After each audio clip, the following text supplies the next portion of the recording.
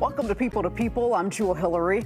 This week's Juneteenth observations included a big announcement from Chicago's Mayor Brandon Johnson, who says he's working to begin a citywide conversation about reparations. Like many cities across this country, Chicago still bears the scars of systemic racism and injustices that have been inflicted on our communities. In partnership with the city and Automatic Black Caucus, the Reparations Task Force will identify core issues including housing, education, economic development, mass incarceration, policing, and community safety. The task force will hold public meetings on its findings and recommendations. What political obstacles could this proposed commission face? WGN's Paul Lisnick is here to give us some insight. Hey, Paul. Jewel. Good morning. Yeah, good morning. Good to have you here. All right, so this reparations task force, the mayor has spent about $500,000 to get this up and going. They're supposed to be looking at all policies that they believe have caused harm to Black Chicagoans since slavery up into, the modern time right now. This seems like... It's a big venture. Yes, absolutely, and lots of obstacles. What obstacles do you feel like this task force is going to face in the immediate future? Well, one thing we should note is the money, while it's being spent by Mayor Johnson, is actually put in the budget by Mayor Lightfoot. So the Black Caucus has basically said, she didn't really push this issue enough. Folks like Rod Sawyer have said, we're going to make this happen. We're going to go for it. And so what the mayor is doing is spending money that's there. So what obstacles do they get? I mean, I think it's going to be on a host of fronts, Jules. There's going to be, first of all, just the aspect of what are we doing? I mean, you're starting with the task force. So all of a sudden, we're going to get this report, and that's what this $500,000 is for. Give us a grand report at the end about where we've been and where we need to go. But secondly, it will not be long before the lawsuits begin. I know we'll talk about it, but Evanston is undergoing a similar program, and the lawsuits are underway. Right. But because it's hard to do something like this so major that impacts certain aspects of the community without having somebody else get angry. And so do you feel like, in terms of those lawsuits that, are going to come down the line, what types of things are they going to be challenging the city with? So most likely there'll be constitutional challenges. I mean, I can look at Evanston right now because they have a program, and that's where a lawsuit currently is.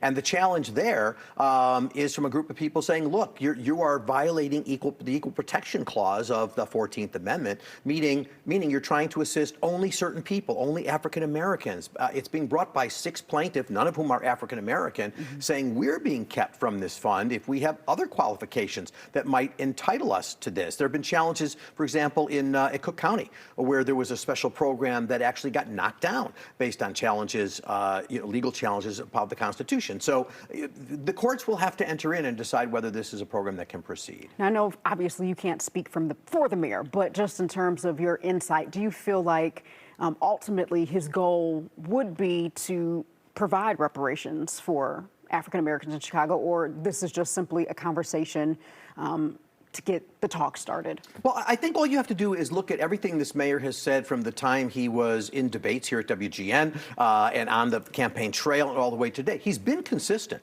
The consistency is we need to help the South Side. The issues are going on. We need to help the West Side and things that are going on there. He's concerned about the violence and those issues, and he's specifically looked at those areas of the city. He said that. And so, no, there's no surprise here that this is sort of another step. It comes out around Juneteenth, which is an appropriate time to be announcing it. But now, whether the mayor will get the assistance he needs from city council, that's a whole nother question. But is the mayor's heart in the right place in terms of making this happen? I think he's sincere. I think he means this and wants it to happen. Okay. And so we touched on Evanston a little bit. So Evanston has a reparations program. To my understanding, they're providing reparations to people who were descendants of folks who had been discriminated through housing. How is this program working, and what's the progress of it thus far? So in Evanston, under the direction of Mayor Daniel Biss, who's the current mayor, who, by the way, will be appearing on Political Report with me tomorrow morning, they have this program. There's actually 3 categories of people. So they can be descendants, they can be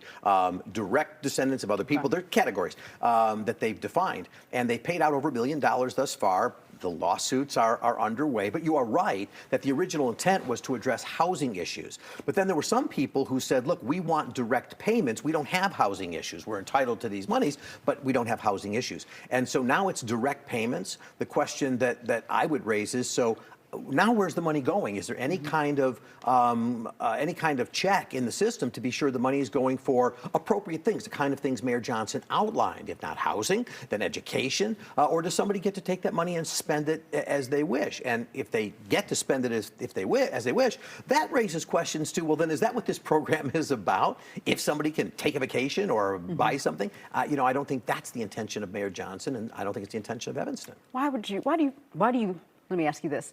Do you think that, when we talk about these conversations about reparations, I mean, it seems to just go in a circle. It really doesn't seem to get anywhere. To my knowledge, aside from Evanston, I've never heard of a place that people have actually received reparations. Why is it just a cyclical door, that doesn't really seem to get anywhere for So folks? a lot of this happened, and it's in other places around the country. These are not efforts that are just local, Bob. And a lot of this happened after the 2020 George Floyd triggered sort of riots in this area, and that's been putting a lot of governments, I think, to try and do something about this.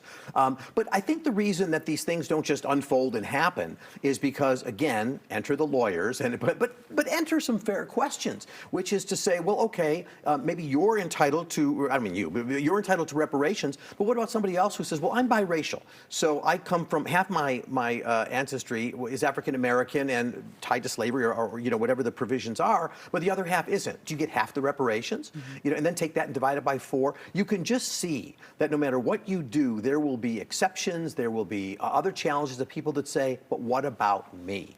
And that's why these things get held up, because the courts have to address it. Yeah, so as you alluded to in your show tomorrow, you are going to be talking about reparations. Can you give us a little more insight into what the specific topics will be? Yeah, well, I'm going to talk about the kinds of things we're talking about. I will be joined by Mayor Daniel Biss. So he's the guy who has really kind of shepherded it in Evanston. He's also the guy who's facing the challenges that are being brought up to him right now. So I will also be interested to see what he has to say about some of the very things we're talking about. What about the exceptions? What about the challenges? How do you actually make it happen? How do you make sure people are using the money for what you intended them to? You, Mayor, wanted them to use it for housing. What if it's going elsewhere? How do you guarantee it's not? Yes, a lot of questions. A lot of questions. I'll use yours. All right, Paul, thank you so much for joining us My pleasure, this morning. Jewel. Thank you. Appreciate having you here.